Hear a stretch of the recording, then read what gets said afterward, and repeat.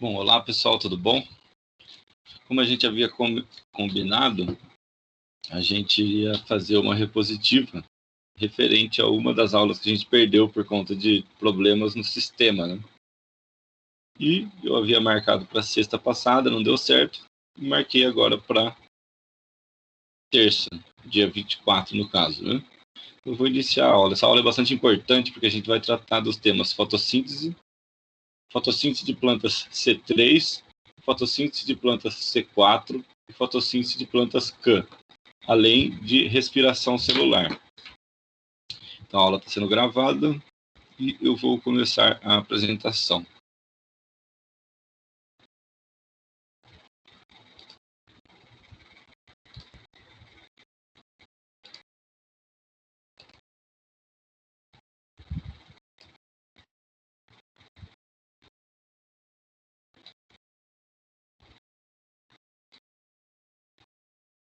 Bom, na última aula a gente falou um pouco sobre fotossíntese, mas hoje a gente vai completar esse tema importantíssimo, né?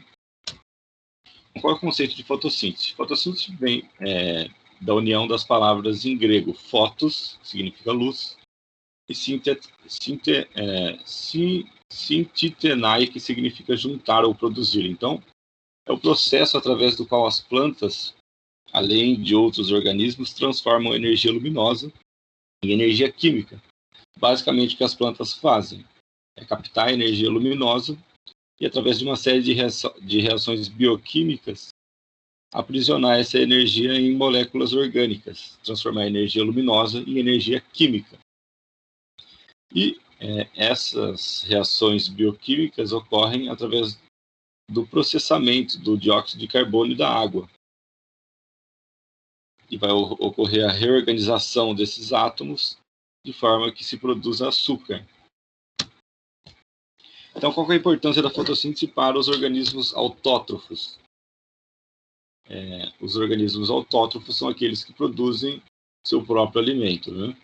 Então, os seres fotossintetizantes são fábricas de alimento para o mundo vivo, e essa energia vai ser transferida para os outros organismos dos diferentes níveis tróficos através da cadeia alimentar, né? Então, para os heterótrofos, né, que são os seres que não produzem seu próprio alimento, que são os consumidores, a fotossíntese, além de ser fonte de alimento, é fonte de oxigênio também, porque o oxigênio é um dos subprodutos da fotossíntese. E na biosfera, a reação fotossintética vai manter o equilíbrio entre as taxas do gás carbônico, que é um reagente da fotossíntese, e o oxigênio, que é um dos subprodutos da fotossíntese. Quais são os organismos que fazem fotossíntese? As plantas, né? Os vegetais superiores e inferiores. Esses termos estão ultrapassados, né? Pois se dá a ideia de que as plantas inferiores, como as briófitas, as pteridófitas, são menos evoluídas ou mais primitivas, e esse termo é errôneo, não é? Mas as plantas, de uma maneira geral, algumas bactérias, como as algas azuis, as cianobactérias, fazem fotossíntese, e algumas algas. Tanto as algas inclusas no reino vegetal, quanto as algas inclusas entre os protistas. É onde é que as reações fotossintéticas ocorrem. Com frequência ocorrem nas folhas, na maioria das vezes, porém, em algumas espécies de plantas a fotossíntese vai ocorrer em outros órgãos, como, por exemplo, em cactáceas, onde a fotossíntese vai ocorrer no caule. Mais especificamente na folha, a fotossíntese vai ocorrer no parênquima clorofiliano. E dentro das células do parênquima clorofiliano que estão os cloroplastos, que são as organelas responsáveis por fazer a fotossíntese. Então, os cloroplastos são organelas citoplasmáticas dotadas de clorofila e são responsáveis pela ocorrência da fotossíntese, né? Então, aqui a gente tem uma célula vegetal oriunda de uma folha. Os cloroplastos estão imersos no citoplasma, são organelas que têm DNA próprio. A fotossíntese ela vai ocorrer nos tilacoides, que são essas estruturas em formato de moeda, onde está a clorofila, e uma sobreposição de tilacoides a gente chama de grânum. E é na membrana dos tilacoides que vai ocorrer as primeiras fases da fotossíntese. A gente vai comentar sobre as diferentes fases nas quais a fotossíntese é dividida. Nessa membrana está a clorofila, que é o pigmento que vai captar a energia solar. Então, de uma maneira geral, a fotossíntese somente ocorre onde há incidência luminosa. Então, o gás carbônico ele é absorvido pelas folhas. As folhas contêm um pigmento que a gente sabe se chama clorofila, que irá captar a energia do sol. A gente já vai comentar sobre essa fase da fotossíntese. E a raiz da planta vai absorver a água do solo, que é necessária para que ocorra a fotossíntese, é um dos reagentes da fotossíntese, e nas folhas ocorrerá a captação do dióxido de carbono, que é um dos reagentes da fotossíntese. Como subproduto, a gente vai ter oxigênio e água. Não, oxigênio e açúcar e glicose. A água trata-se de um dos reagentes da fotossíntese, né? Aqui a gente tem a equação geral. Então, 6 moléculas de dióxido de carbono mais 12 moléculas de água, após as reações fotossintéticas, irão originar uma molécula de glicose, 6 de água, mais 6 moléculas de gás oxigênio, né?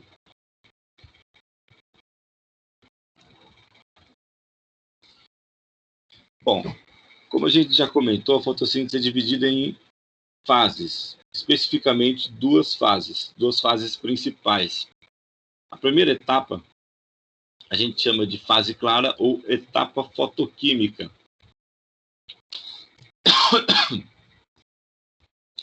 Esse termo fase clara já não é mais muito usual, nem o termo fase clara, nem o termo fase escura. Mesmo porque a fase escura ocorre mesmo com a presença da luz. Então, o mais correto seria a gente chamar essas duas etapas de etapa fotoquímica e etapa química. Durante essa etapa fotoquímica vai ocorrer a fotólise da água, que seria a quebra da molécula de água, a gente vai comentar, e ocorrem os processos de fotofosforilação. Durante a fotofosforilação irá ocorrer a produção de ATP mais NADPH. Essas duas moléculas, ATP e NADPH, são moléculas que armazenam energia. São moléculas que carregam energia e tornam essa energia disponível para as células. Essa é a importância dessas moléculas. E durante esse processo de fotofosforilação, irá ocorrer a fotofosforilação cíclica e a fotofosforilação acíclica. Então a gente vai comentar sobre essas diferentes fases da etapa fotoquímica. Já durante a etapa química vai ocorrer o ciclo de Calvin. E é durante o ciclo de Calvin que irá ocorrer a produção de açúcares. Esse ciclo de Calvin ele é conhecido também como ciclo das pentoses. Só para a gente se situar, a fase clara, ou a etapa fotoquímica, vai ocorrer na membrana dos tilacoides. Nesta membrana onde se encontra a clorofila, que é o pigmento que vai absorver a energia solar. Já a fase escura, ou a etapa química, irá ocorrer no estroma, que seria o espaço entre os tilacoides.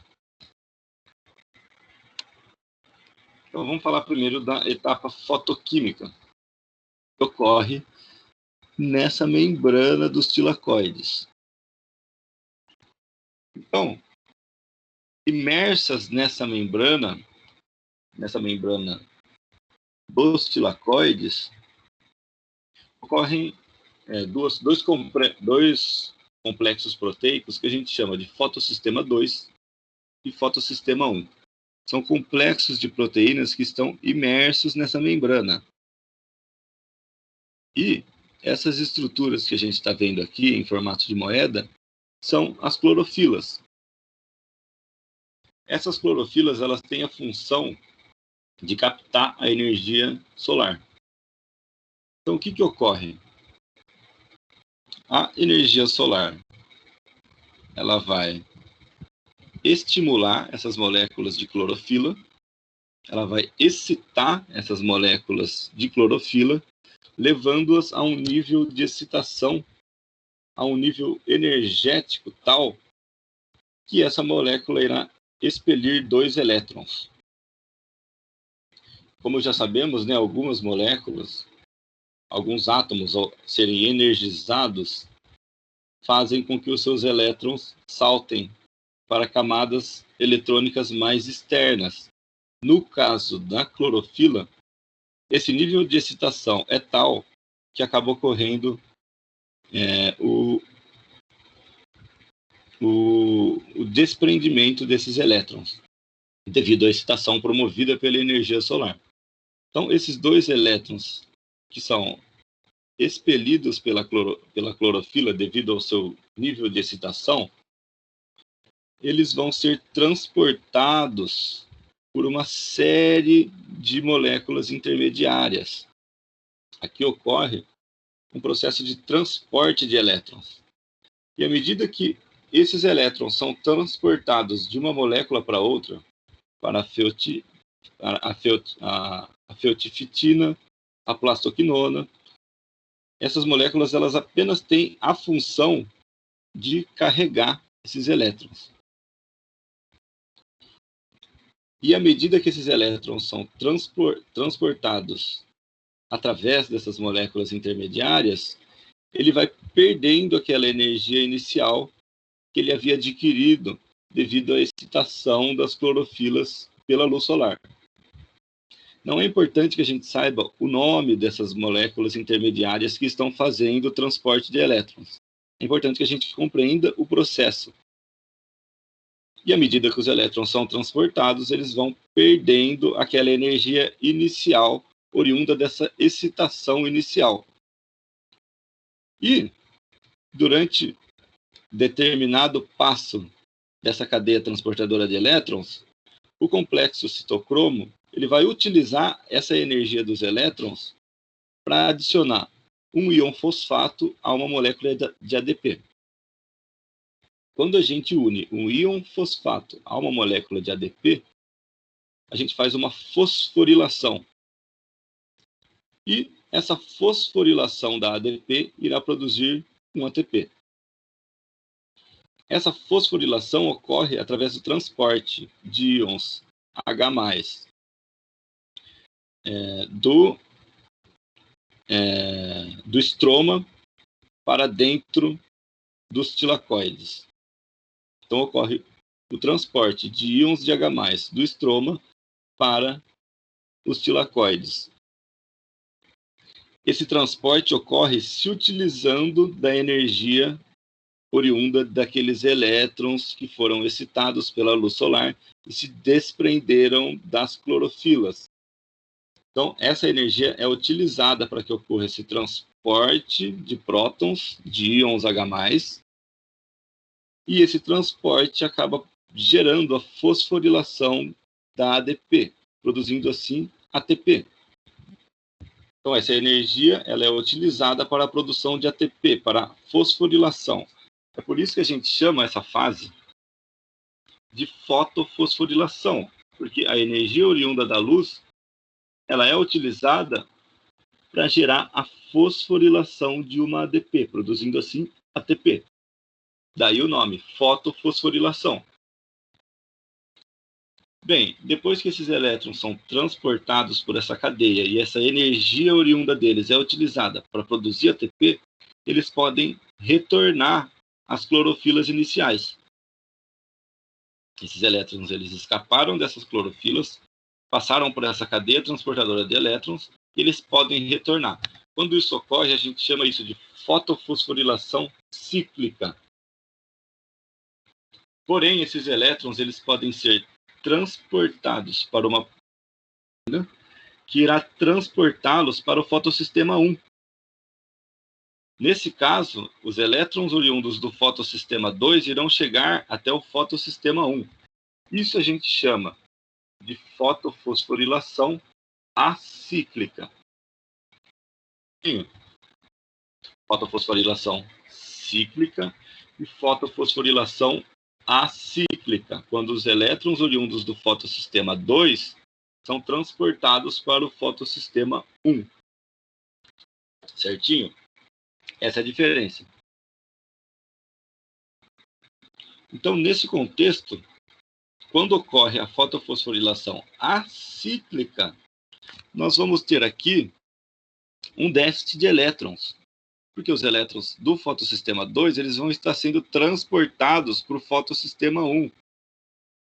E da onde que vão vir elétrons para que ocorra uma reposição desses elétrons que foram transportados para o fotossistema 1? Essa reposição vem da fotólise da água, que é esse fenômeno que está ocorrendo aqui, ó. Eu tenho uma molécula de água, essa molécula de água é quebrada. Assim, a gente vai ter a produção de gás oxigênio, que é um dos subprodutos da fotossíntese. Eu vou ter 2 prótons livres, 2 íons H+. São esses íons H+, que vão ser transportados aqui dos tilacoides para o lúmen. Esse excesso de prótons vai ser utilizado para que ocorra esse transporte e que ocorra a fosforilação, a produção de ATP.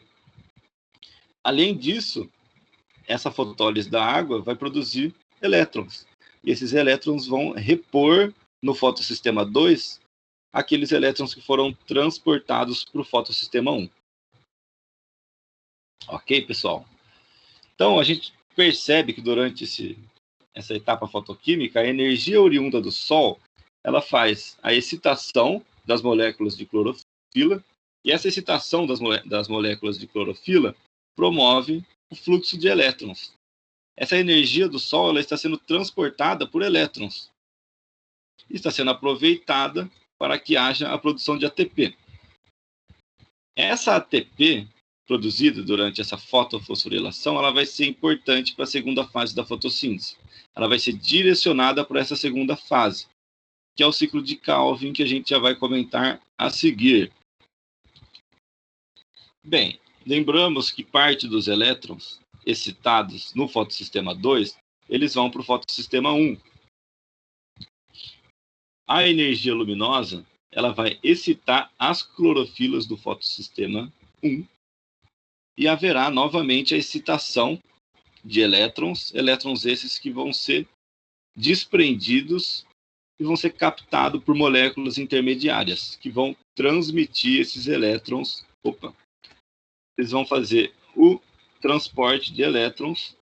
Várias moléculas fazem esse transporte eletrônico. Ao longo dessa cadeia, esses elétrons vão perdendo aquela energia inicial que eles haviam captado da luz solar. E ao final do processo, a energia desses elétrons é utilizada para a produção de NADPH, que se trata de uma molécula transportadora de energia também, assim como a molécula de ATP.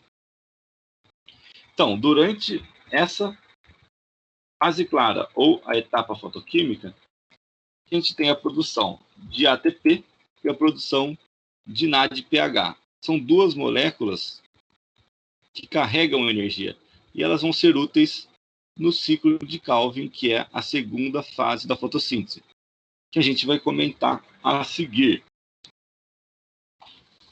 Esse é o ciclo de Calvin e vocês podem perceber que a todo momento moléculas de ATP e moléculas de NADPH estão sendo utilizadas para a transformação dessas moléculas que a gente vê aqui. Então, essas ATPs e essas NADPH foram produzidas durante essa fase fotoquímica. Durante a etapa química, eles vão ser importantes para a transformação dessas moléculas. Como se inicia esse ciclo de Calvin, né? A princípio, a gente tem uma molécula de ribulose de fosfato, que é uma molécula que possui 5 carbonos. Cada átomozinho desse em roxo é um carbono. A princípio, nós temos 3 moléculas de ribulose de fosfato. 3 moléculas de ribulose de fosfato, cada uma com carbonos. Existe uma enzima que se chama rubisco, uma enzima importantíssima, trata-se da proteína mais abundante que existe na Terra.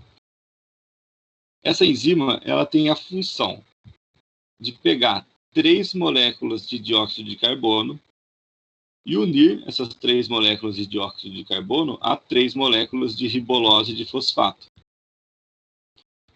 Essa união vai originar 3 moléculas de 6 carbonos cada. A ribulose de fosfato tinha 5 carbonos.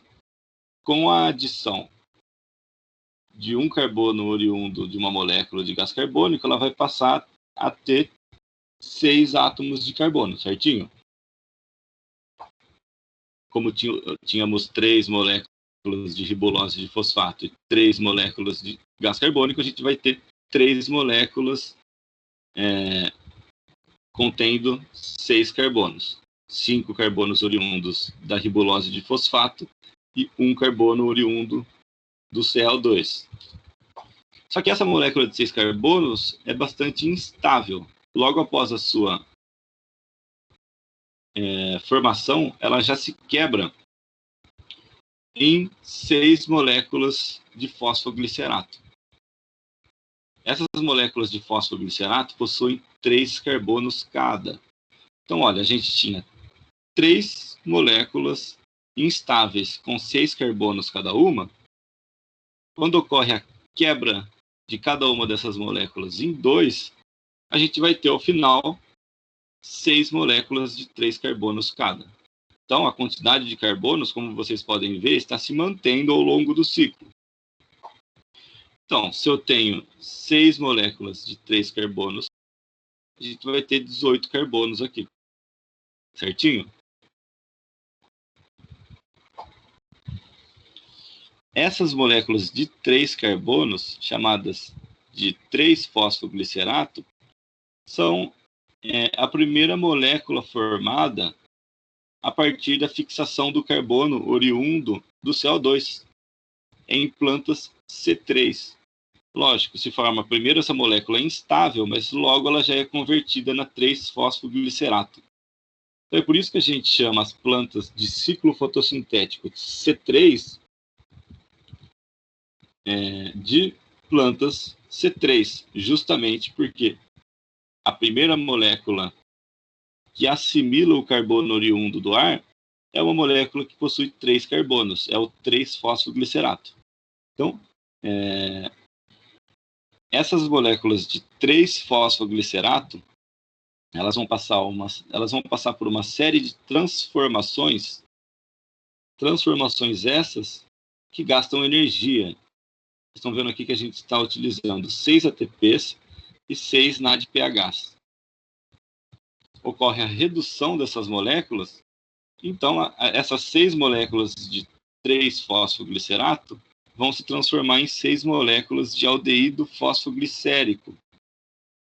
Dessas 6 moléculas produzidas de aldeído fosfoglicérico, cada uma contendo 3 carbonos, assim como o 3-fosfoglicerato, uma vai ser direcionada à produção de glicose.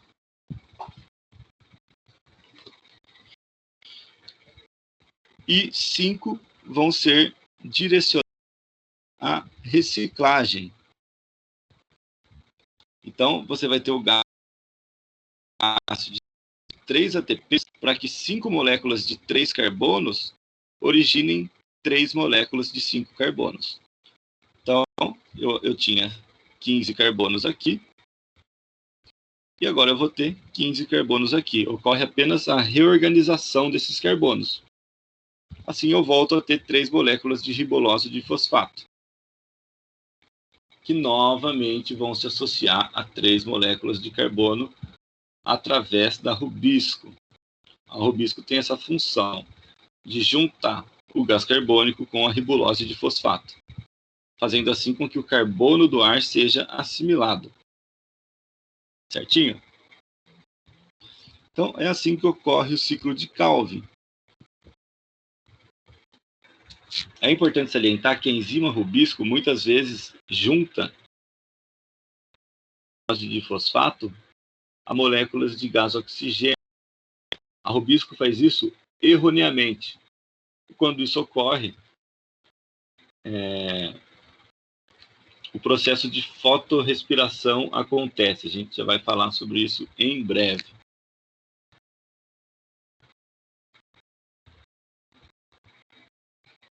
Bom, então a gente mostrou aqui o ciclo fotossintético C3, né?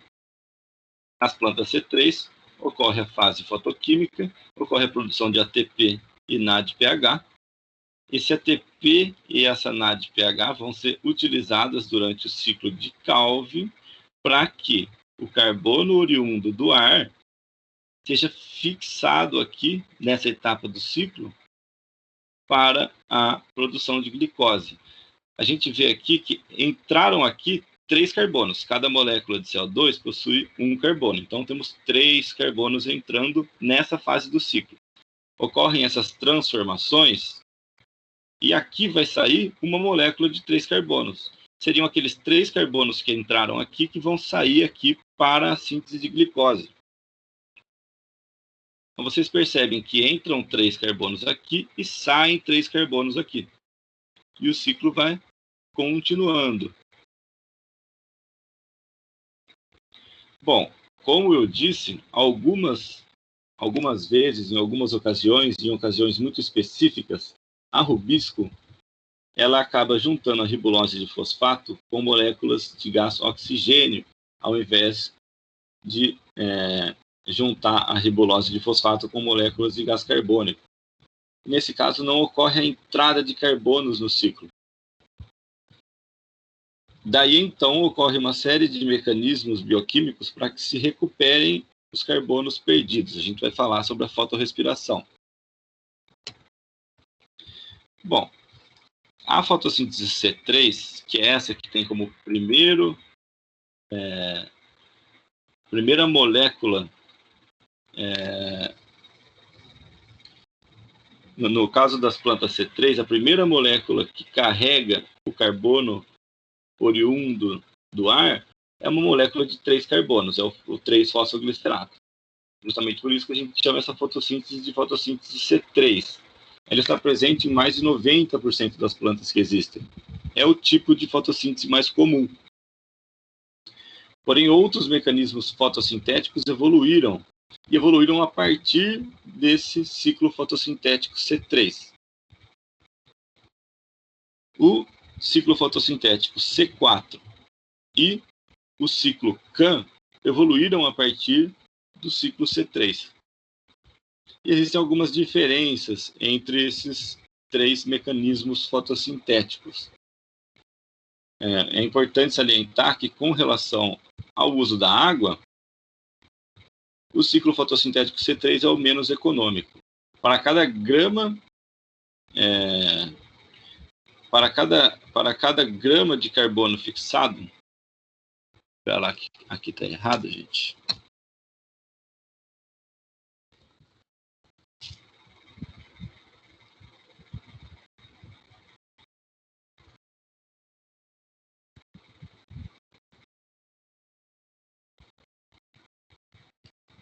Então, para cada grama de carbono fixado, a gente vai ter o gasto de 400 a 500 gramas de água, no caso do ciclo fotossintético C3.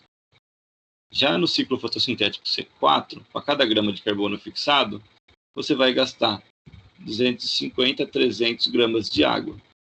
E as plantas CAN são as mais econômicas. Para cada grama de carbono fixado, haverá o gasto de entre 50 e 100 gramas de água. Então, esses mecanismos evoluíram também com o intuito de se reduzir a quantidade de água necessária para que ocorra a fixação do carbono. Mas, além disso, principalmente quando a gente fala em fotossíntese C4, esse mecanismo fotossintético, ele tem o objetivo, muito especificamente, de reduzir a fotorrespiração. A gente já vai falar sobre isso, né? Bom, esse mecanismo C4 ele vai ocorrer em gramíneas tropicais. A gente está falando de milho, cana, sorgo, dentre outras espécies.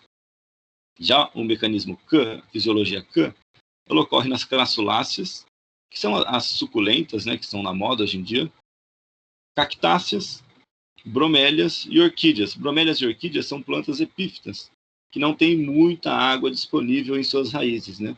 Daí a importância de um ciclo fotossintético que reduza a perda de água.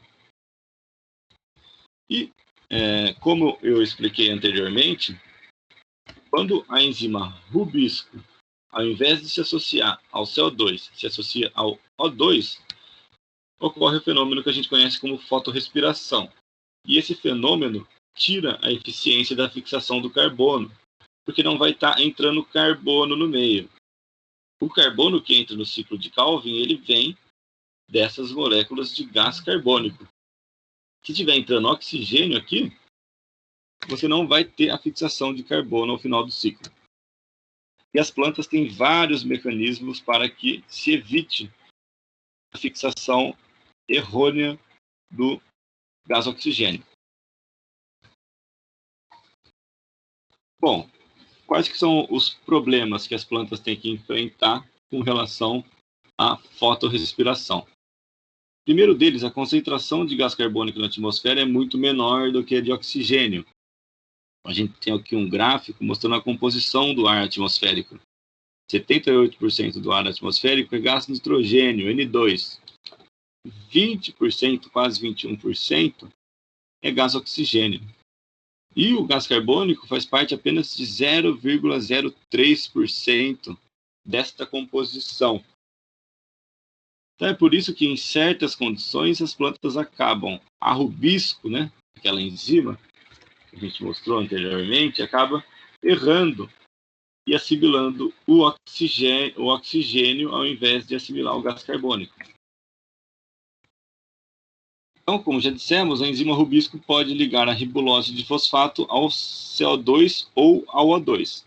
O ideal para as plantas é que ocorra a assimilação com o CO2. Porém, durante certas condições, pode haver a ligação com o O2. E quando ocorre essa ligação com o O2, vai ocorrer a fotorrespiração. E essa fotorrespiração, ela demanda um gasto energético muito grande das plantas, por parte das plantas, para que se recuperem os carbonos perdidos. Bom, as plantas possuem estratégias para aproximar o inorgânico da rubisco, para que se evite a assimilação do gás oxigênio. Bom, aqui a gente tem um corte de uma folha, né? Aqui a gente tem a cutícula, a epiderme, a cutícula acima, né, que é essa camada serosa que recobre as células da epiderme, evitando a perda de água. E aqui a gente tem a epiderme inferior, que possui estômatos, que são as aberturas pelas quais ocorrem as trocas gasosas. Por exemplo, o gás carbônico a ser assimilado vai entrar pelos estômatos, e o gás oxigênio produzido durante a fotossíntese vai sair também pelos estômatos. É importante que ele saia justamente para ele não ser assimilado pela rubisco. Aqui temos o parênquima palissádico e aqui temos o parênquima lacunoso, que tem esse nome devido a essas lacunas que existem entre as células, né? E a importância dessas lacunas é justamente o acúmulo de gás carbônico. As plantas têm como estratégia o acúmulo de gás carbônico nessas lacunas para que a rubisco tenha acesso a esse dióxido de carbono.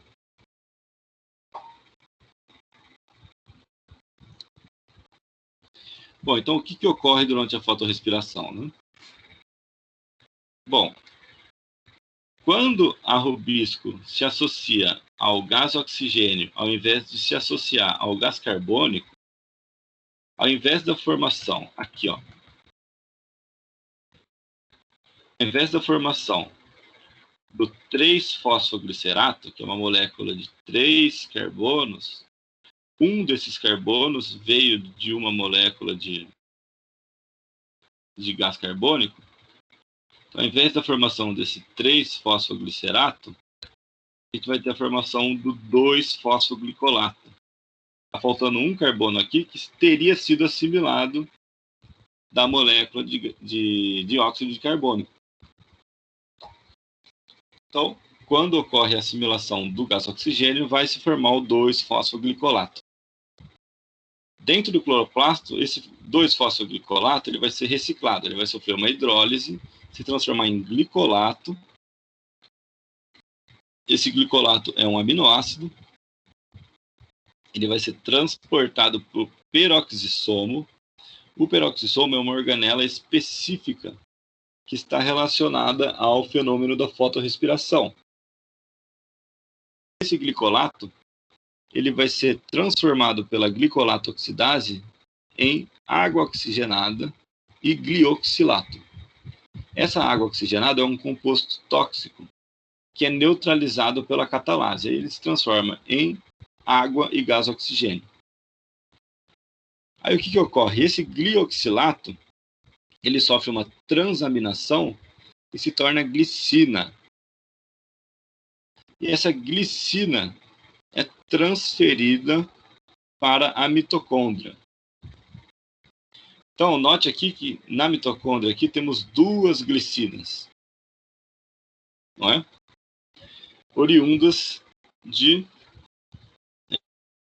duas moléculas de 2-fosfoglicolato.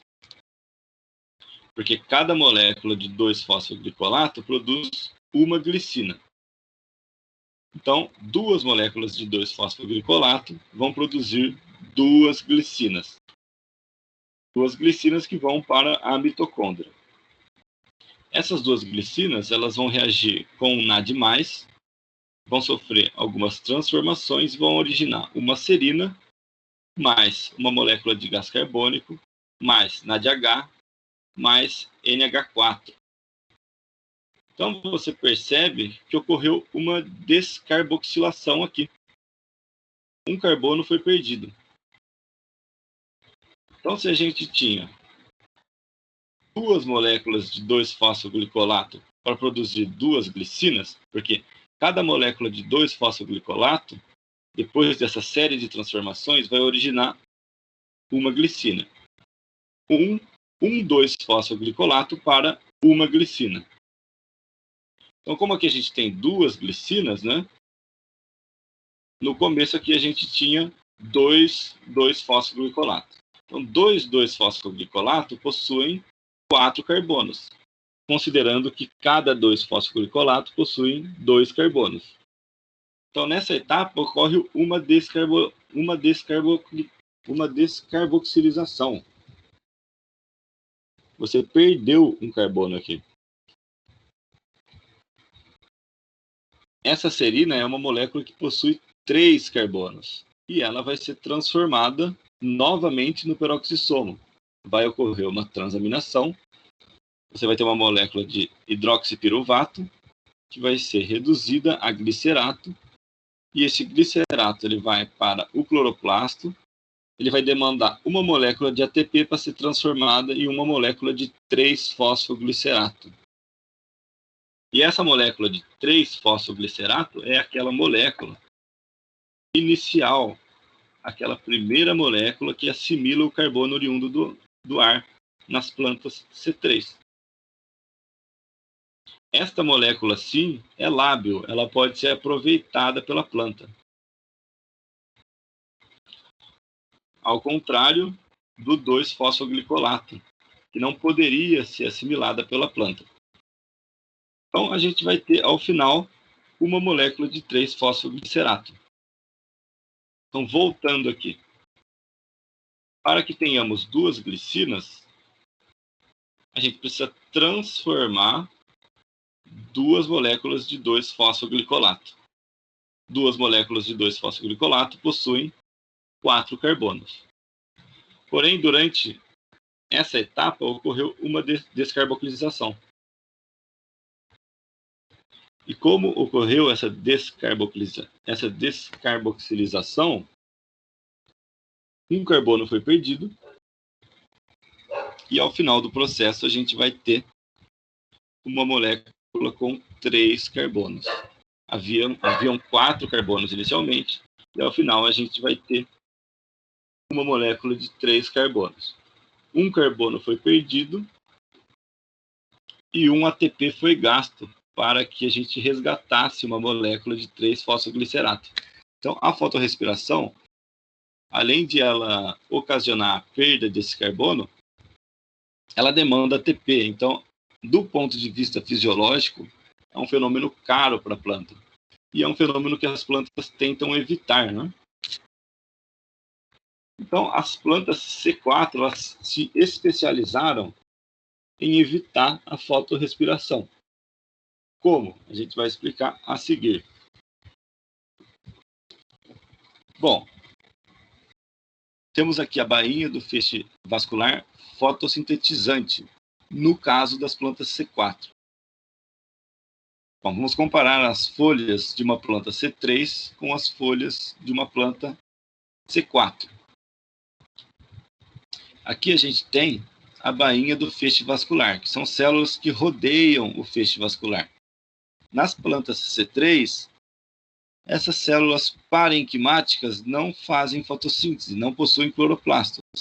Já nas plantas C4, essas células são fotossintetizantes, como a gente pode ver aqui. E o parênquima clorofiliano, ele está associado a essas células da bainha nas plantas C4. Por exemplo, aqui na planta C3, o parênquima palissádico ele está associado à epiderme superior da folha.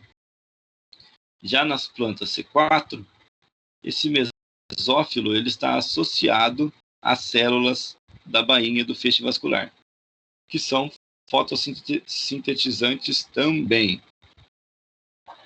Então existe uma diferença morfológica e a gente já vai entender por quê. Essa anatomia presente nas plantas C4 a gente chama de anatomia Kranz. Principal diferença: as células da bainha do feixe vascular em planta C4 são fotossintéticas e as células do mesófilo se associam a elas, ao contrário da organização que ocorre nas plantas C3. Como a gente já vai ver a seguir, nas plantas C4 ocorre uma pré-assimilação de uma molécula que possui 4 carbonos, que é o malato. Ao contrário, essa molécula que possui 3 carbonos, que é assimilada a princípio nas plantas de ciclo fotossintético C3. A gente já vai observar como ocorre a fotossíntese C4, né? Então, aqui a gente tem as células do mesófilo, que são essas células aqui, né, que ocorrem nas plantas C4, e aqui a gente tem as células da bainha do feixe vascular, que são essas células aqui. As duas estão associadas nas plantas C4, né? Então, células do mesófilo, que são essas, e células da bainha do feixe vascular, são estas daqui. Certinho? O que ocorre, né? Nas plantas C4, que possuem essa anatomia Kranz, o CO2 é absorvido pela célula do mesófilo e é transformado em bicarbonato. Após essa transformação em bicarbonato, essa enzima pepicase vai fazer com que o bicarbonato reaja com o fosfenolpiruvato e forme malato. Esse fosfenolpiruvato é uma molécula que possui 3 carbonos. E esse bicarbonato vai possuir 1 carbono. A reação das duas moléculas vai produzir um malato que possui 4 carbonos, que é a primeira molécula que vai assimilar o carbono oriundo do ar nas plantas de ciclo fotossintético C4. Justamente por isso que a gente chama essas plantas de C4. Bom, esse malato ele vai passar por plasmodesmos para as células da bainha do feixe vascular. E esse malato ele vai se direcionar para as mitocôndrias. E uma enzima específica vai descarboxilar esse malato. Um carbono vai ser desprendido, né? E vai se transformar em CO2, na forma de CO2, né? E esse CO2 já vai ser direcionado para o ciclo de Calvin. Enquanto isso, uma molécula de piruvato de 3 carbonos vai retornar por plasmodesmos para a célula do mesófilo.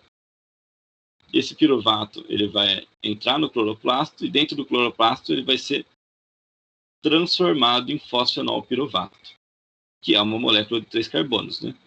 Fechando-se assim esse ciclo, né? Porque a pepicase vai unir esse fosfenol piruvato a um bicarbonato, formando um malato de 4 carbonos. Esse malato de 4 carbonos vai descarboxilar uma molécula de CO2, deixando-a disponível para o ciclo de Calvin, e uma molécula de piruvato de 3 carbonos vai voltar para a célula do mesófilo. Então, é assim que ocorre o ciclo nas plantas C4, né? Essas plantas, elas o tempo todo estão disponibilizando o dióxido de carbono para o ciclo de Calvin que está ocorrendo nas células da bainha do feixe vascular. E assim que ocorre a produção dos fotoassimilados, né, eles já vão ser transportados para o floema. Por quê? Porque a fotossíntese já está ocorrendo aqui próxima aos feixes vasculares.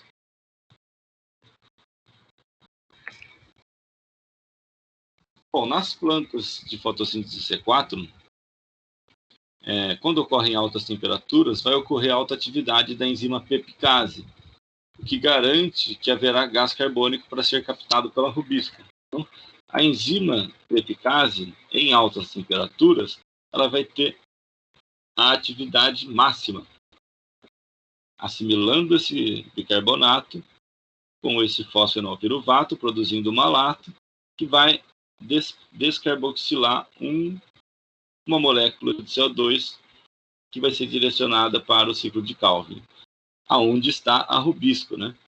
Então, esse sistema garante o fornecimento de gás carbônico para o ciclo de Calvin e reduz em muito a probabilidade de assimilação de gás oxigênio. Então, como essa enzima tem sua atividade máxima sobre altas temperaturas, as plantas C4 ocorrem em ambientes mais quentes. E é por isso que as plantas C4 são plantas tropicais, são as gramíneas tropicais que conhecemos, como milho, como sorgo, como cana-de-açúcar. Bom, essa garantia da presença do CO2 torna a abertura do estômago a abertura estomática, né, a abertura do estômago menos necessária. E isso faz com que a planta acabe economizando água. Porque muitas vezes as plantas C3, elas têm que abrir os estômatos para que elas consigam captar o CO2. E a implicação disso é a perda de água por esses estômatos. Então, como as plantas C4 já possuem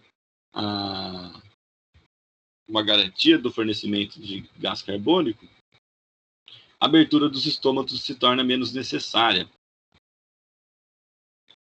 Isso faz com que o ciclo fotossintético C4 seja mais econômico do ponto de vista do consumo de água, né? Como já havia comentado com vocês, né?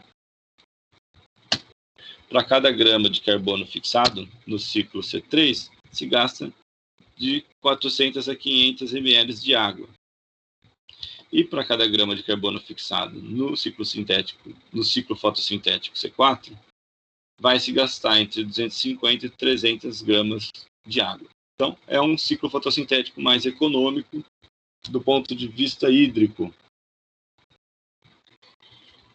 Bom, as altas concentrações de gás carbônico nas moléculas, nas células da bainha do feixe vascular, vai diminuir muito a ocorrência de fotorrespiração, fazendo com que a fotossíntese nas plantas C4 seja bem mais eficiente.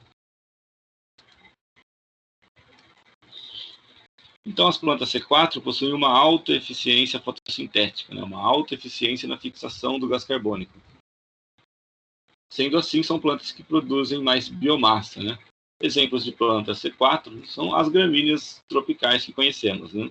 Sorgo, milho, cana-de-açúcar e alguns capins, como o capim braquiária, né? Agora vamos falar sobre as plantas que possuem o ciclo fotossintético CAN, ou o metabolismo CAN, né, que foi descoberto em Bryophyllum calicinium, que é essa espécie de suculenta, né, uma espécie de crassulácea. A família crassulácea é a família que abriga a maior parte das suculentas que conhecemos, né? E é por isso que esse metabolismo foi classificado a princípio como Crassulacean acid metabolism, devido ao fato de que esse metabolismo foi descoberto em uma crassulácea, né? Então, o metabolismo CAN ele vai ter como principal objetivo a economia de água. Por quê? Porque esse metabolismo CAN ele ocorre em plantas de ambientes xéricos ou ambientes secos, além de ocorrer em plantas epífitas, né? Que são aquelas plantas que crescem sobre outras plantas e não possuem muita água disponível em suas raízes. Exemplos: a família das bromélias, a família das agaves, né? No caso, a família das bromélias é a família do abacaxi. As agaváceas também, né? A família da agave, que é a planta a partir da qual se produz a tequila, né? Os cactos e as orquídeas. No caso das bromélias e das orquídeas, muitas espécies são epífitas, né? Daí a importância de se economizar água, porque plantas que crescem sobre outras plantas não vão ter muita água disponível no seu sistema radicular. Então, nessas plantas CAN, a abertura dos estômatos vai ocorrer apenas durante a noite, fazendo com que a planta transpire menos e ocorra um menor consumo de água. Bom, e se a planta abre os estômatos apenas durante a noite, né? O carbono necessário à atividade fotossintética da planta é estocado durante a noite, durante esse período que o estômato está aberto, permitindo a entrada desse gás carbônico. E esse carbono vai ser armazenado na forma de um composto ácido, no caso, o ácido málico. E é por isso que esse metabolismo é chamado de metabolismo ácido das crassuláceas, porque o carbono necessário à fotossíntese vai ser armazenado na forma de ácido málico.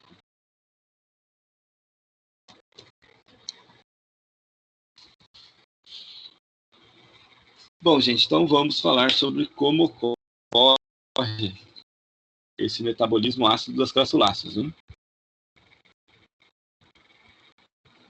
Como eu já havia dito, durante a noite vai haver a abertura dos estômatos, não é? No escuro, o estômato aberto permite a captura do gás carbônico e a perda de água, né? E a transpiração vai ocorrer, mesmo porque a transpiração é necessária, até para que a planta absorva a água pelas raízes, né? Mas, como essa abertura estomática vai ocorrer apenas durante a noite, a transpiração se torna mais reduzida. Então, o gás carbônico vai entrar e ele vai se transformar, ele vai se converter imediatamente em bicarbonato. O gás carbônico oriundo da respiração também vai ser convertido em bicarbonato, né? Então, a planta vai aproveitar ao máximo o carbono disponível, o gás carbônico disponível, né? Então, o que ocorre? Através da degradação do amido nos cloroplastos, você vai ter uma molécula denominada fosfenolpiruvato.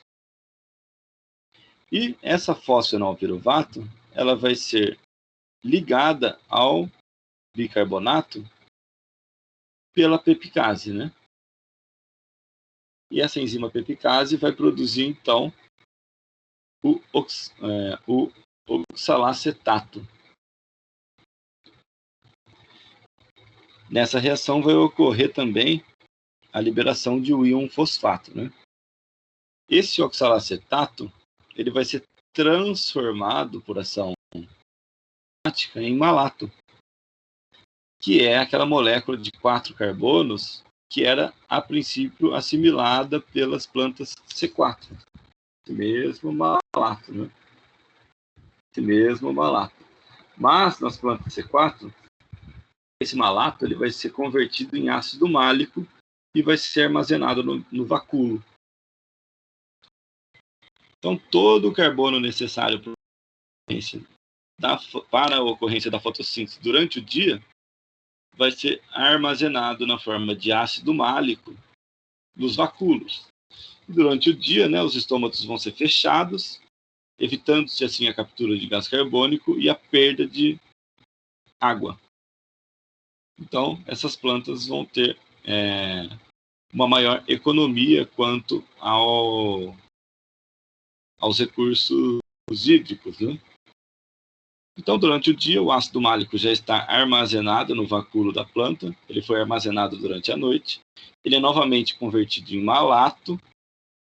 Essa molécula possui 4 carbonos, né? E esse malato é quebrado em piruvato e em gás carbônico. O gás carbônico vai ser direcionado para o ciclo de Calvin, para a produção de açúcares, e o piruvato ele pode ser convertido em amido. Então, basicamente, essas plantas vão armazenar o carbono necessário durante a fotossíntese durante a noite, né?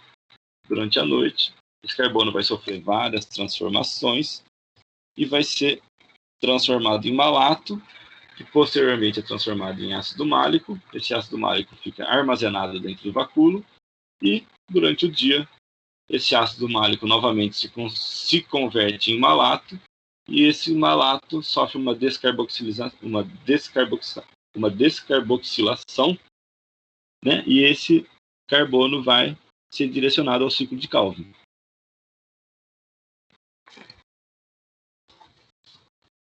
Bom, o metabolismo CAN ele é o metabolismo fotossintético mais econômico quanto ao consumo de água, né?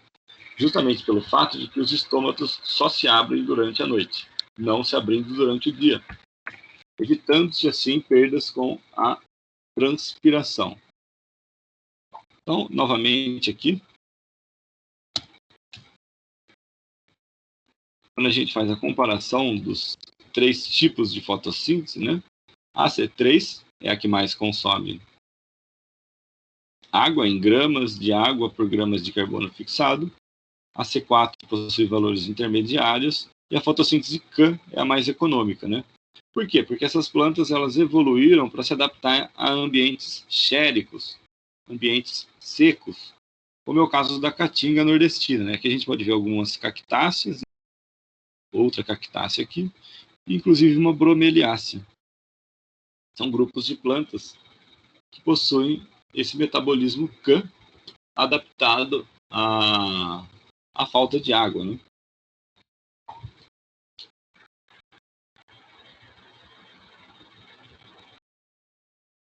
Aqui eu trouxe um vídeo para que vocês pudessem assimilar e sedimentar mais esses conceitos que a gente acabou de comentar.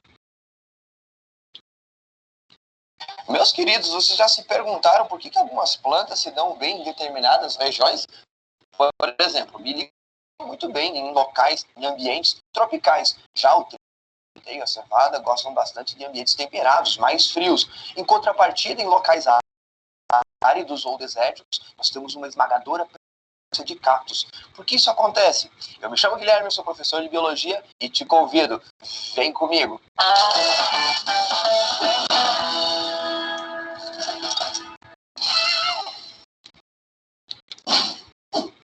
Queridinhos, então vamos para a nossa aula sobre padrões fotossintéticos. Eu recomendo demais que, caso você não tenha assistido a aula sobre fotossíntese, você faça isso primeiro. A gente vai se utilizar de alguns termos aqui que, para quem não entendeu muito bem o ciclo de Calvin-Benson, vai ficar perdido. Então eu vou deixar para vocês aqui uma tag clica aí nesse cardzinho, assiste a aula de fotossíntese e depois a gente vai compreender planta C3, C4 e planta CAN. Beleza? Vamos lá então? O que é uma planta C3? É a maior parte das plantas que a gente conhece no planeta. 85% do total das plantas são plantas C3. Por que elas recebem esse nome, prof? Porque elas vão capturar gás carbônico e vão criar um composto intermediário chamado de fosfogliceraldeído, que tem 3 carbonos. Esse composto com 3 carbonos pode ser juntado a outro composto com 3 carbonos e a partir daí, pimba, a gente tem a formação de glicose. A partir da formação de glicose, a planta pode produzir celulose, pode produzir amido, ela tem energia para sintetizar suas proteínas e assim por diante. Então é a partir de um composto de 3 carbonos que a gente consegue criar a matéria orgânica da planta, beleza? Por isso planta C3. As plantas C3, pessoal, são representadas por praticamente todas as árvores, na verdade todas as árvores, me desculpe, as leguminosas, e a gente tratando de leguminosas, eu estou falando delas especialmente para dar um caráter um pouco mais voltado para a questão da agricultura, onde essa temática é super importante. Então lembra que leguminosa é soja, ervilha, amendoim, feijão, a vagem, todo mundo que tem uma vagenzinha protegendo as suas sementes para a botânica são leguminosas. Inclusive existem leguminosas que são árvores, tá? Eu não sei se vocês sabem, mas as importantes normalmente tratadas são aquelas voltadas para a agricultura, né? Os cultivares. Beleza. E além das árvores, das leguminosas, vários outros tipos de ervas, as gramíneas de inverno. O que é uma gramínea mesmo, prof? Gramínea é parente da grama. A gente sempre lembra de gramínea de grama, mas tem o milho, tem a cana, tem o arroz, tem o centeio, tem a aveia, tem o trigo. Tudo isso é gramínea. As gramíneas tropicais são plantas C4, tá? Como é o caso do milho e da cana. E as gramíneas que se adaptam mais ao frio, que é o caso do trigo, que é o caso da cevada, tudo isso a gente chama de gramínea de inverno. Beleza? São plantas que na maior parte do Brasil não conseguem ser cultivadas com muita facilidade, porque a maioria do Brasil hoje não tem tanto frio assim. Beleza. O que acontece com a planta C3? Gente, olha só. Se você recordar lá na aula anterior, a gente estudou o ciclo de Calvin-Benson. Nesse ciclo de Calvin-Benson, nós tínhamos a fixação do gás carbônico. Esse gás carbônico depois vai virar glicose, por exemplo. Beleza. Esse gás carbônico ele é fixado por uma enzima, a mais abundante enzima do planeta, chamada rubisco. A rubisco, ela tem esse nome porque ela é uma ribulose, um 5-bifosfato carboxilase oxigenase. O que ela faz?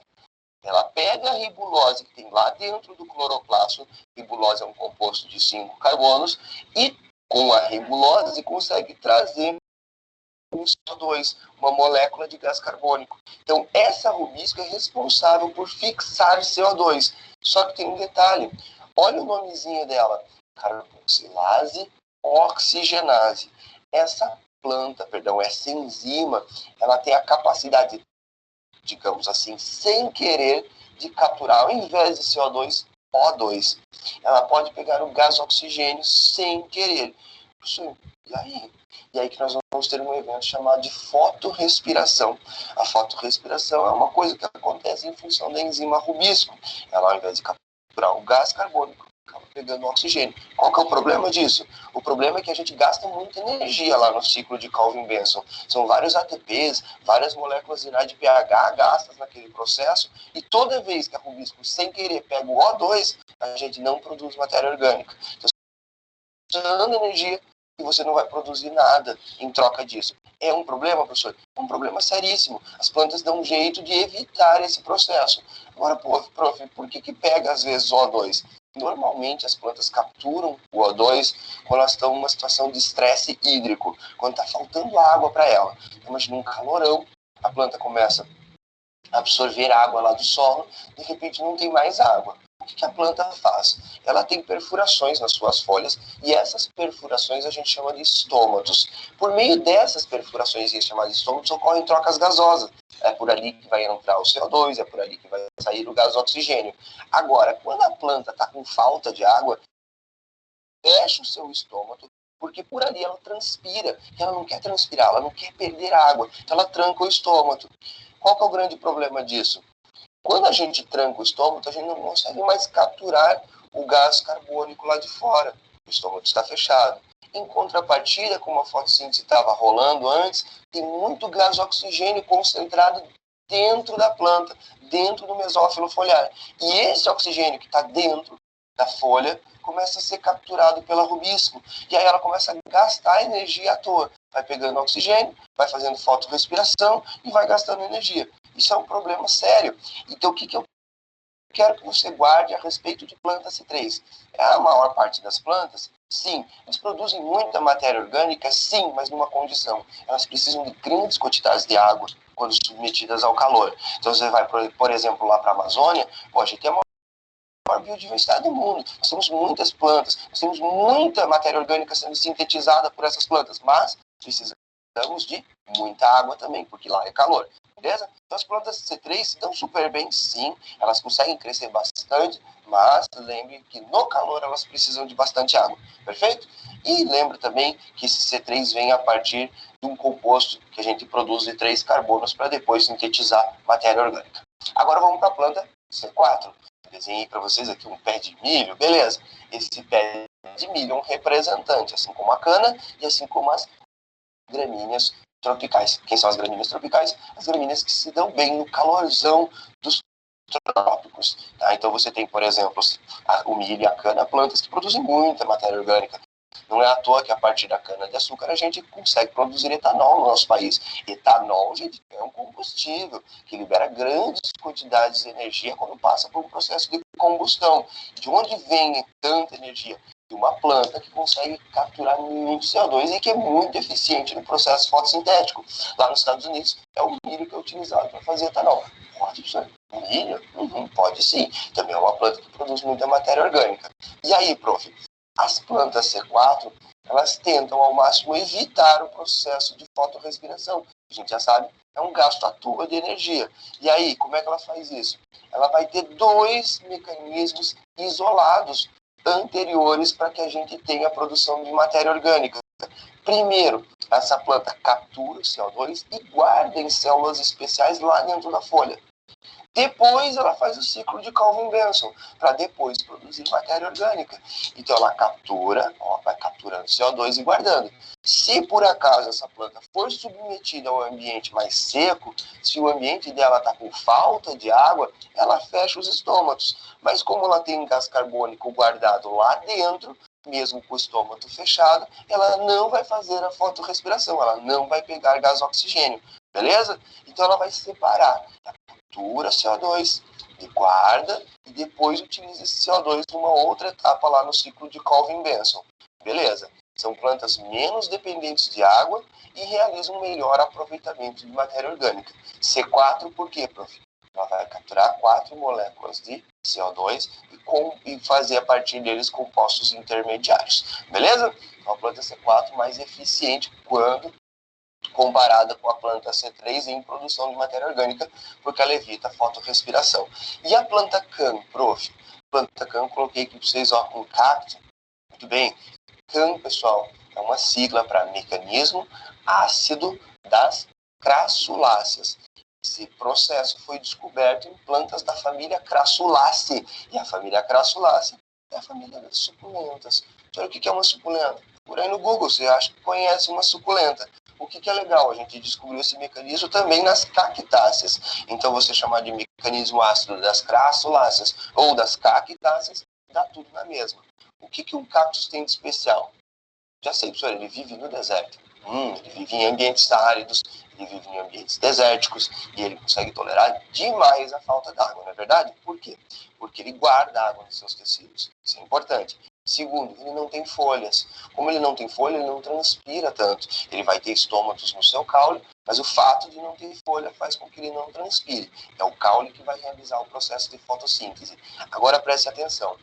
Esse tipo de planta, ela não pode de forma alguma perder água. Ela vai ter que evitar ao máximo essa perda. Então, se ela abrir o estômago do caule dela de dia, que é muito quente, ela começa a transpirar. Isso é um problema para uma planta que está quase sempre privada de água. O que ela faz? Ela vai abrir o estômago só de noite. De De noite a temperatura é mais baixa, a transpiração é mínima. E aí, prof? E aí de noite ela vai capturando CO2, capturando CO2, capturando CO2 e transformando esse CO2 num composto ácido, o ácido málico. E aí ele guarda o CO2 na forma de ácido málico para quê? Para que de dia, quando ela tiver luz, ela destransforme esse composto, gere CO2 e continue a fotossíntese. Então, de noite, ela captura CO2 e guarda. De noite, por quê, prof? Porque de noite é mais fresquinho, ela não vai transpirar tanto. Aí ela guarda esse CO2, depois de dia para a fotossíntese, ela destransforma esse composto ácido, criando novamente o CO2, e aí ela consegue terminar a sua fotossíntese. De certa forma, a planta cana ela tem uma etapa da sua fotossíntese realizada de noite, a captura do CO2. Beleza? Gente, era isso que eu tinha para dizer para vocês. Parece um monte de informações, mas o básico é o mais importante, principalmente para o aluno do ensino médio. Beleza? Bom, gente, só para vocês sedimentarem o que a gente comentou sobre os 3 principais ciclos fotossintéticos que existem, né? O ciclo fotossintético C3, ciclo fotossintético C4 e o metabolismo CAM. Certo, gente? Então, a partir de agora, a gente vai comentar alguns aspectos da respiração celular, né? E tentar entender as etapas desse processo bioquímico, né? O que é a respiração celular? A respiração celular, inclusive, que é um processo que tanto plantas quanto animais realizam.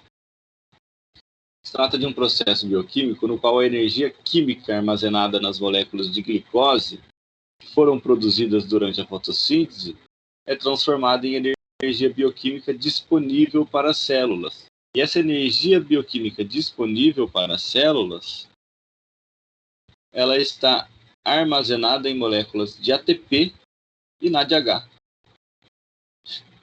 Essas moléculas, a ATP e a NADH, são moléculas carreadoras de energia, são moléculas que transportam energia e há uma energia de fácil acesso para as células.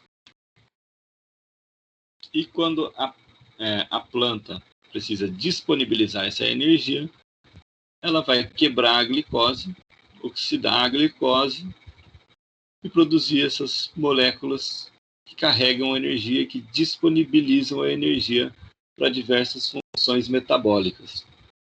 A fórmula geral da respiração é uma molécula de glicose, né, C6H12O6, mais 6 moléculas de gás oxigênio, vão se transformar em 6 moléculas de H2O, água, 6 moléculas de gás carbônico, mais energia. Energia essa armazenada na forma de ATP e NADH. Certinho? Bom, a respiração celular, tanto em plantas quanto em animais, ela está dividida em 3 fases. A glicólise, que é a quebra da glicose, a quebra dessa molécula de glicose, né? O ciclo de Krebs e a fosforilação oxidativa ou cadeia respiratória. Vamos comentar um por um. Bom, a respiração ocorre em todos os tecidos vivos das plantas, sendo que os tecidos mais jovens são os que respiram mais. E ela ocorre o tempo todo. Por quê? Porque o tempo todo a planta está demandando energia para a realização das suas funções metabólicas.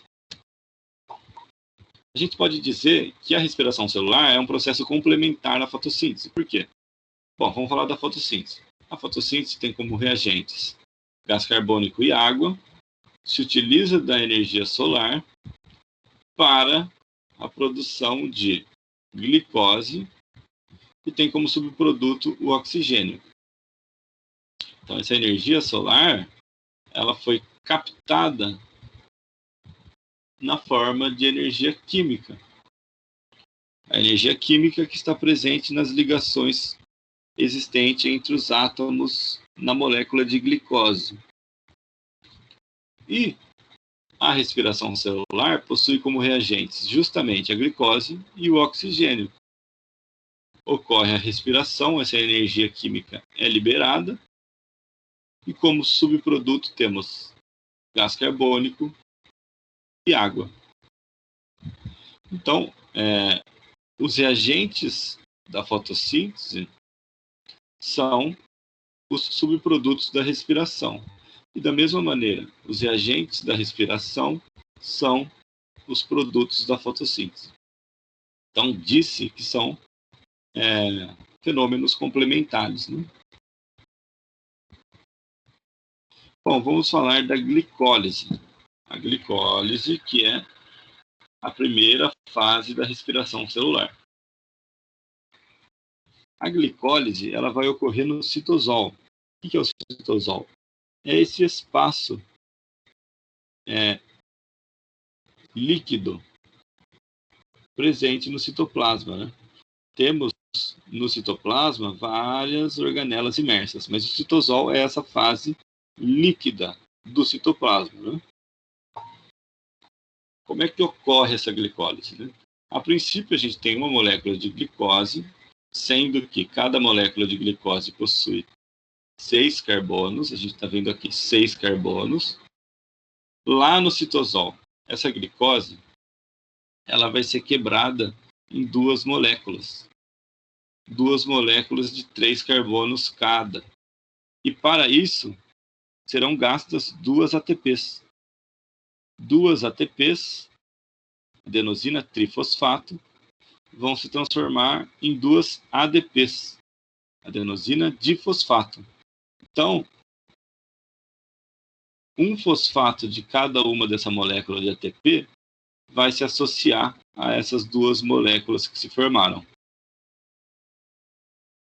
Então, a princípio, a respiração gasta energia, né? A gente está vendo aqui que a gente está consumindo 2 moléculas de ATP, mas isso trata-se de um investimento energético, porque se gasta, a princípio, essa energia para que depois se libere muito mais energia nas etapas subsequentes, né? Então, aqui agora a gente tem 2 moléculas de 3 carbonos cada fosfatadas, né? A quebra dessa molécula de glicose, né? Ela libera energia e essa energia ela é aproveitada por esse NAD+. Esse NAD+, capta um próton que foi liberado por essa quebra. Essa quebra libera 2 prótons, né? Então, 2 NAD+, vão se transformar em NADH. Além disso, essa reação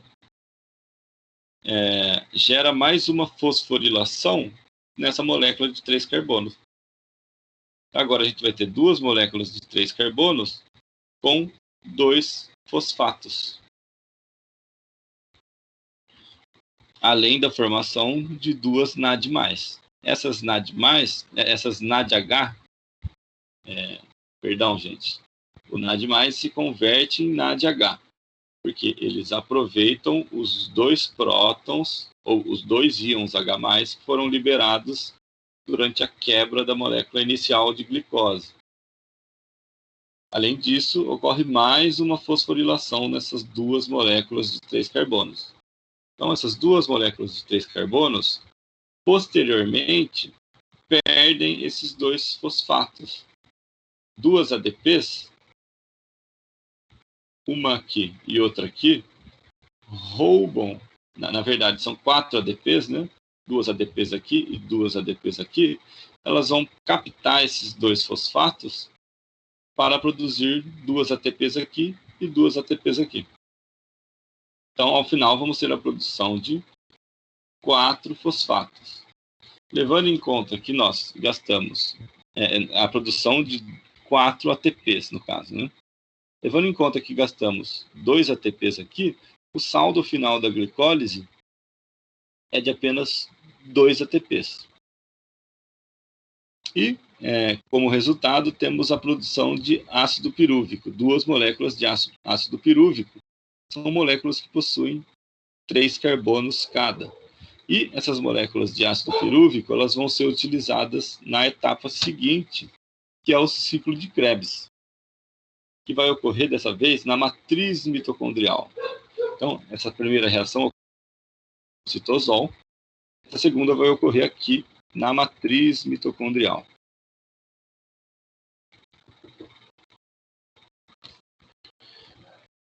Opa, só um minutinho, pessoal.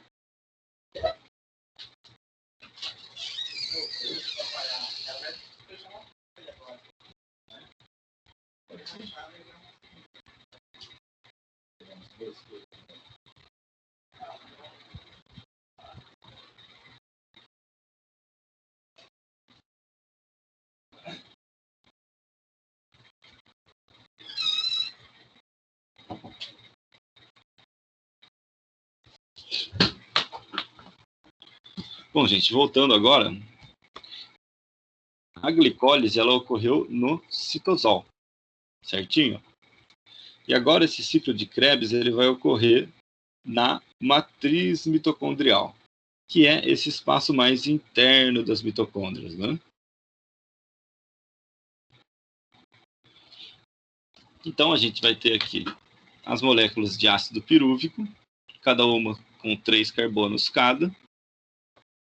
E a princípio, essas moléculas de ácido pirúvico, elas vão sofrer uma descarboxilação. E toda vez que ocorre uma descarboxilação, ocorre liberação de energia.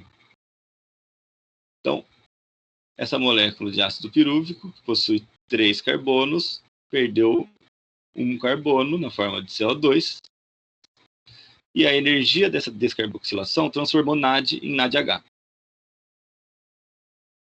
Foi gerado, então, uma molécula de acetilcoenzima A.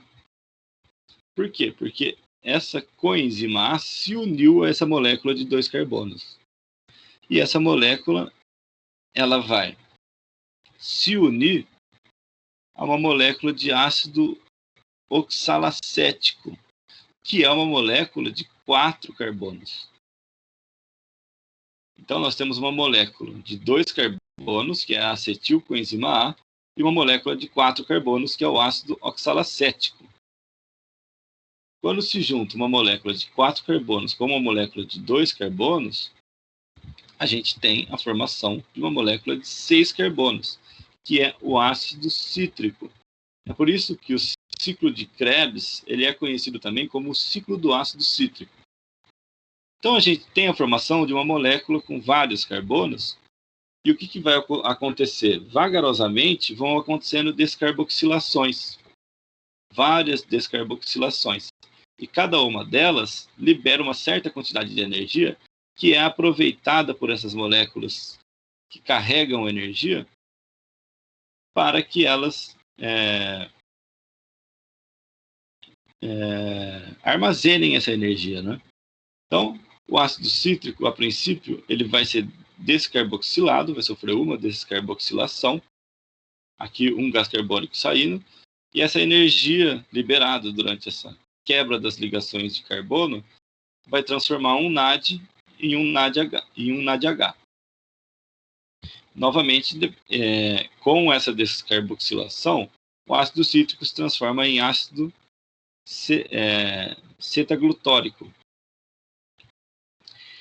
Novamente, esse ácido cetaglutórico vai sofrer uma descarboxilação. Então, tínhamos 5 carbonos, e agora vamos ter uma molécula de 4 carbonos, o ácido succínico. Essa descarboxilação, por sua vez, vai produzir um NADH e um ATP. A partir de aqui, não vão ocorrer mais descarboxilações, né? Vão ocorrer apenas transformações que vão transformar o ácido succínico em ácido oxalacético novamente. Lembrando que ambas as moléculas possuem 4 carbonos, né? O que vai ocorrer é a perda de átomos de oxigênio e hidrogênio, né? Então ocorre essa primeira transformação do ácido succínico em ácido málico. E aqui a gente tem a formação de uma molécula de FADH. Essa é outra molécula carreadora de energia. FADH, assim como o NADH e a ATP, é uma molécula carregadora de energia também. E depois dessa última transformação, vai transformar o ácido málico em ácido oxalacético. E nessa transformação vai se formar mais um NADH. Todos esses NADHs, esse FADH e os ATPs que são formados, eles vão ser aproveitados agora na última fase da respiração, que é a cadeia respiratória. Então aqui o ácido oxalacético formado, ele vai se unir novamente com uma molécula de acetilcoenzima A para formar um ácido cítrico de 6 carbonos e para que o ciclo seja fechado novamente. Então, o objetivo desse ciclo de Krebs é a ocorrência de descarboxilações controladas para que essa energia liberada seja armazenada nessas moléculas carreadoras de energia, como NADH+, ATP e FADH. E essas moléculas, NADH, FADH2 e principalmente o NADH e o FADH2 vão ser utilizadas durante a cadeia respiratória, que é a última fase da respiração, né? A cadeia respiratória é conhecida também como fosforilação oxidativa, e ela ocorre nas cristas mitocondriais. O que são as cristas mitocondriais? São essas entrâncias que a membrana interna da mitocôndria possui. Então, essa é a membrana. Aqui temos a membrana, uma bicamada de lipídios. E temos proteínas imersas nessa membrana. Essas são proteínas que estão imersas nessa membrana. Na verdade, são enzimas, né? E, no caso aqui, temos o complexo 1, o complexo 2, o complexo 3, o complexo 4 e o complexo 5 da cadeia respiratória. Todas essas são enzimas que estão imersas aqui na membrana interna da mitocôndria. E qual que é o objetivo dessas enzimas? Bom, aqui a gente tem a matriz mitocondrial, que é onde aconteceu o ciclo de Krebs, tanto que o NADH e o FADH2 estão aqui, né? E são utilizados por esses processos. E aqui a gente tem o espaço intermembranas. Bom, no complexo 1, o NADH vai se quebrar em NAD+, e o íon H do NADH, ele vai ser lançado no espaço intermembranas. Ele vai atravessar essa enzima e vai ser lançado no espaço intermembranas.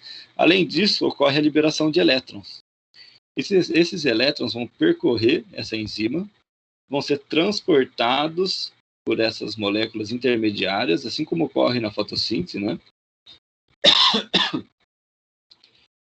O FADH2, ele também vai liberar elétrons que vão ser transportados para o complexo 3, não é? Então ocorre liberação de elétrons no complexo 1 e no complexo 2.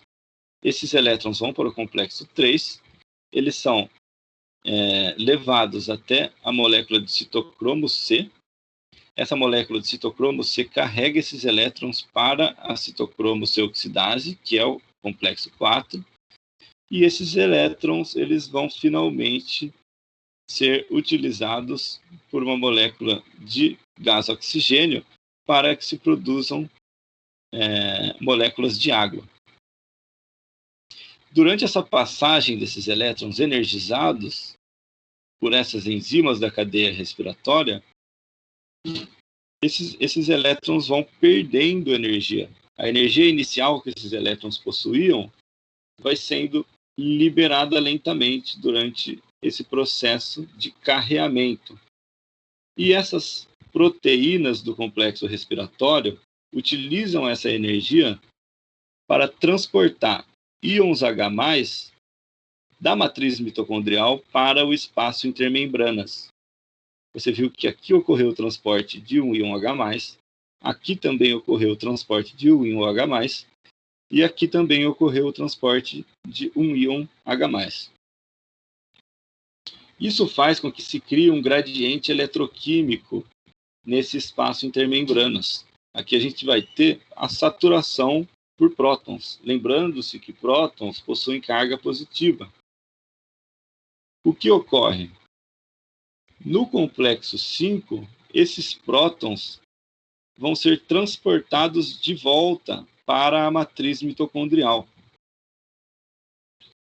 Temos aqui prótons em altas concentrações que foram transportados pelas enzimas do complexo respiratório da matriz para o espaço intermembranas e pelo complexo 5, que também é conhecido como ATP sintase, esses prótons vão passar de volta.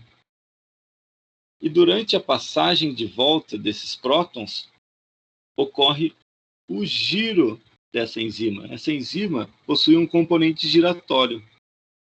E esse giro vai produzir ATP. Ele vai fosforilar a ADP, produzindo ATP. Por isso que a gente chama esse processo de fosforilação oxidativa, porque essas reações redox de transporte de elétrons são reações oxidativas. Então, o transporte de elétrons do espaço intermembranas de volta para a matriz gera o gradiente eletroquímico necessário para a produção de ATP no complexo 5. Então, a ATP, a maior parte da ATP produzida durante a respiração, é produzida pela ATP sintase aqui na cadeia respiratória. Certinho, pessoal? O mais importante é que a gente entenda que essas reações de transporte de elétrons, esses elétrons energizados, têm a sua energia utilizada para o transporte de prótons da matriz mitocondrial para o espaço intermembranas. Essa energia está sendo utilizada para transportar prótons daqui para cá. E quando se cria um gradiente de concentração de prótons bastante elevado na matriz, no espaço intermembranas, né, esses prótons vão retornar e esse retorno vai produzir ATP. Bom, eu trouxe um vídeo para vocês tentarem fixar a cadeia respiratória. Porque a cadeia respiratória é uma série de reações bastante complexas. Mas o importante é que vocês entendam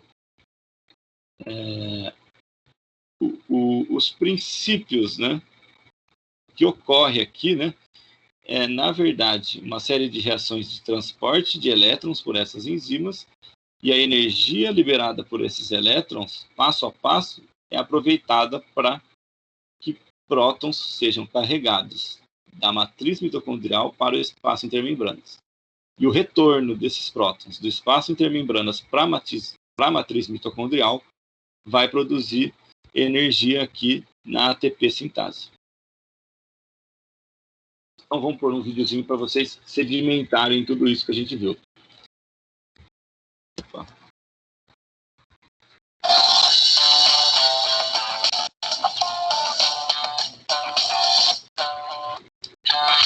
Fala pessoal, sejam bem-vindos ao Brasil Escola. Eu sou o professor Fred de Biologia e hoje a gente vai falar da respiração celular, a cadeia respiratória. Mas antes da gente continuar nosso conteúdo, não se esqueça de se inscrever no canal e ative o sininho aí para você receber as notificações de todos os nossos vídeos. Prepara o material, bora para a aula!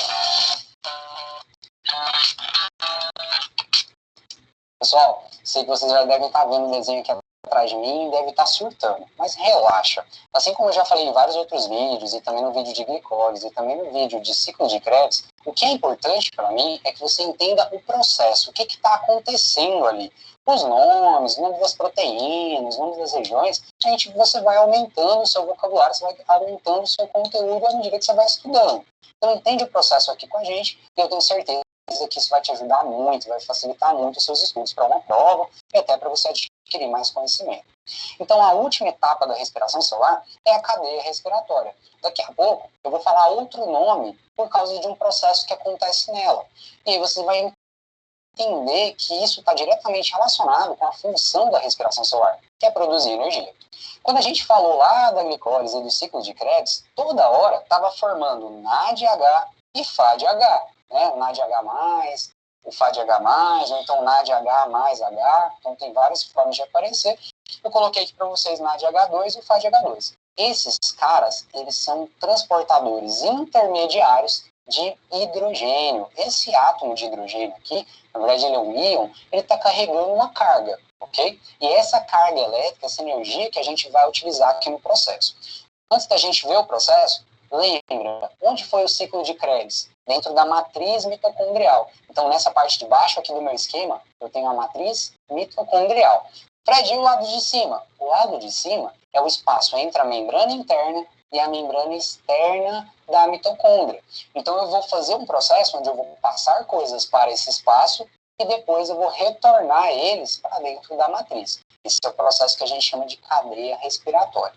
Fred, onde é que você está? Essas bolinhas azuis aqui, com essas perninhas laranjas que você são fosfolipídios. Isso aqui é uma membrana interna que nós chamamos de cristas mitocondriais, lá dentro da mitocôndria. Então, essas proteínas que a gente está vendo aqui estão nas cristas mitocondriais. Tudo bem até aqui? Então, beleza, foca, não perde. Aqui existem várias proteínas especializadas em transportar elétrons e também os átomos, né, de hidrogênio, os cátions, no caso de hidrogênio. Então, eu tenho uma proteína aqui, outra e outra. Elas vão transportar essa energia através desse complexo aqui para eu formar alguma coisa, tudo bem? Então, vamos começar. O NADH deixa os hidrogênios nessa primeira proteína.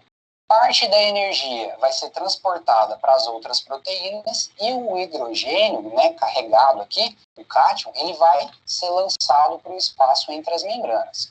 O FAD faz a mesma coisa, deixa os hidrogênios, parte da energia vai ser transportada pelas proteínas e o hidrogênio vai seguir lá para o espaço entre as membranas. Aí foca nesse detalhe, aqui é um detalhe crucial. Toda a energia que eu tinha armazenada no NAD e no FAD vai sendo transportada de uma proteína para outra, até chegar nesse complexo aqui, nessa última proteína aqui, antes daquela ali, ok? Antes desse complexo especial aqui. E um monte de hidrogênio está sendo jogado para fora, né, da matriz mitocondrial. Então, está indo para o espaço entre as membranas. Então, presta bem atenção. Você aumentou a concentração de hidrogênios do lado de fora da matriz mitocondrial e diminuiu aqui. O que acontece? Maior concentração, menor concentração. Os íons, os cátions, né, de hidrogênio vão entrar atravessando uma proteína. Essa aqui é a mais famosa de toda a cadeia respiratória, que é a ATP sintase. Ela é a proteína que vai girar com a passagem dos hidrogênios, como se fosse uma maçaneta mesmo, uma roletinha aqui. Quando o hidrogênio passar, ele vai recarregar a estrutura que nós chamamos de ADP mais P, que é a adenosina de fosfato. Eu vou recarregar esse fosfato nela e eu vou ter uma molécula de ATP. Então, eu estou pegando todos os hidrogênios de NAD e FAD e transformando aquela energia dos hidrogênios que eu coletei lá atrás em ATPs. Aí você me pergunta, Fred, mas aí está voltando o hidrogênio, vai fazer tudo de novo? Não. O hidrogênio que está entrando aqui de volta na matriz mitocondrial, ele não pode ficar ali. Ele é um elétron, ele é carregado ali, eu não posso ter essa carga solta ali. Ele vai encontrar quem ele tem maior afinidade, que é o nosso oxigênio. Lembra que essa respiração é aeróbia? Então eu tenho oxigênio dentro do mitocôndrio. E aí eu faço uma equação simples. A cada 2 hidrogênios que tem entrar aqui na matriz, eu pego meia molécula de oxigênio e vou formar o quê? Água. Então, se o seu professor perguntar quem é o aceptor final de elétrons na cadeia respiratória, o aceptor final de elétrons é o oxigênio, que vai dar origem à água. Então, eu não vou acumular hidrogênios dentro do mitocôndrio, porque ele vai formando água aqui. Se você lembrar da equação da respiração celular, você libera moléculas de água, né? Você libera gás carbônico e água e produz energia. Então, você tem essa molécula aqui sendo produzida. Fred, mas eu ainda fiquei meio bugado, porque, de repente, era NAD, FAD e agora virou ATP. Antigamente, nós acreditávamos que cada NAD valia 3 ATPs. E cada FAD valia 2 ATPs. Era energia suficiente para carregar essas quantidades de ATP. Hoje em dia, a gente já sabe que tem uma variação. Então, eles pegam um número meio que intermediário, ok? Então, cada NAD vai valer 2,5 ATPs. E cada FAD, 1,5 ATPs. Se a gente pegar desde a glicólise até aqui, eu produzi 10 NADs. Se eu pegar quantos foram produzidos lá no ciclo de Krebs, quantos FADs foram produzidos lá no ciclo de Krebs, eu tenho 2. E pegar os ATPs já produzidos diretamente, 4. Se a gente fizer a conversão, 10 vezes 2,5, 25 ATPs. 2 vezes 1,5, 3 ATPs. Se eu somar todos, eu tenho 32 ATPs. Esse é o cálculo mais atual, né, digamos assim, mais recente. Pode variar de 30 a 32. Por quê? Porque tem algumas células que gastam um pouquinho de energia para trazer os NADs produzidos lá na glicólise, lá no citoplasma, para dentro da mitocôndria. Então, pode ter que ele tenha um gasto ali de 1 ATP para cada NAD que entra, como a gente produziu 2 lá, pode ter esse gasto energético aqui. Então, a variação sempre vai ser de 30 para 32.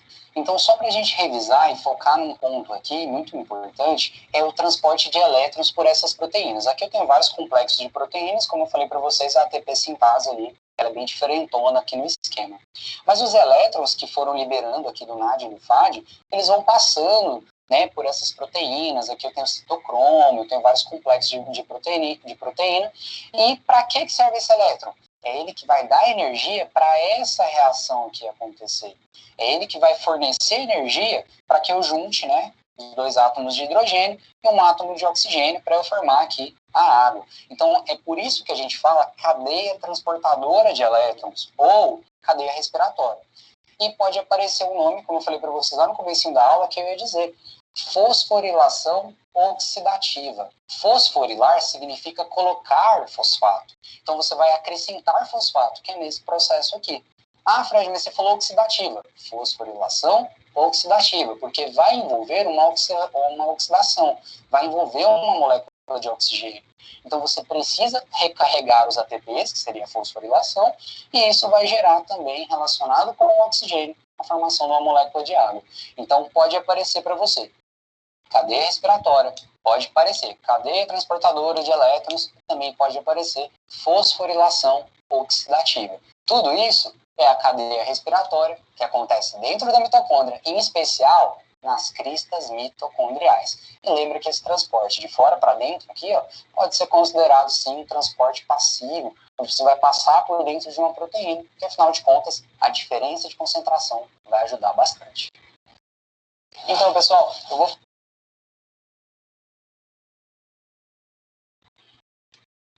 Bom, gente, então, nesse contexto, a gente conclui que essas moléculas NADH e FADH foram produzidas ali durante o ciclo de Calvin, né? Está vendo a produção dessas moléculas aqui, NADH, FADH, durante o ciclo de Calvin.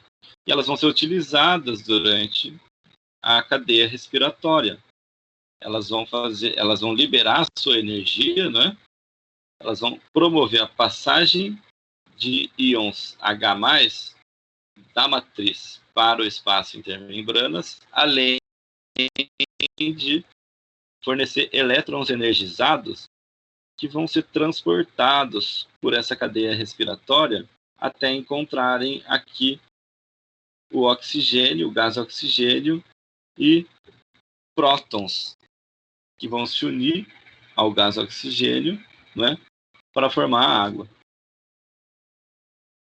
Aí se forma esse gradiente eletroquímico, né?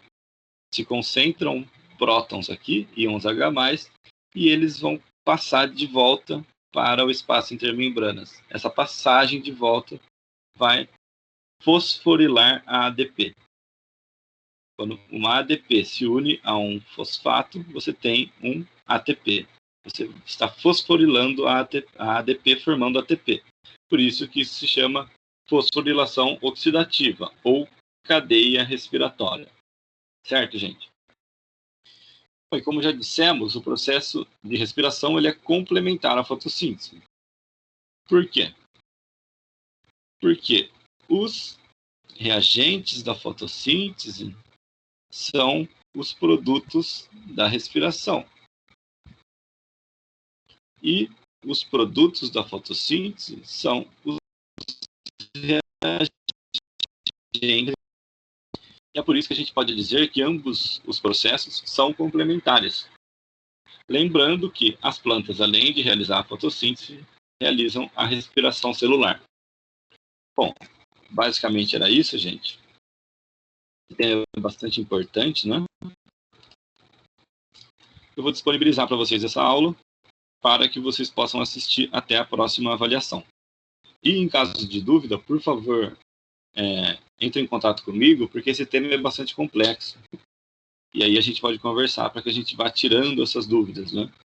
Certinho, pessoal? Então, eu vou parar a gravação por aqui.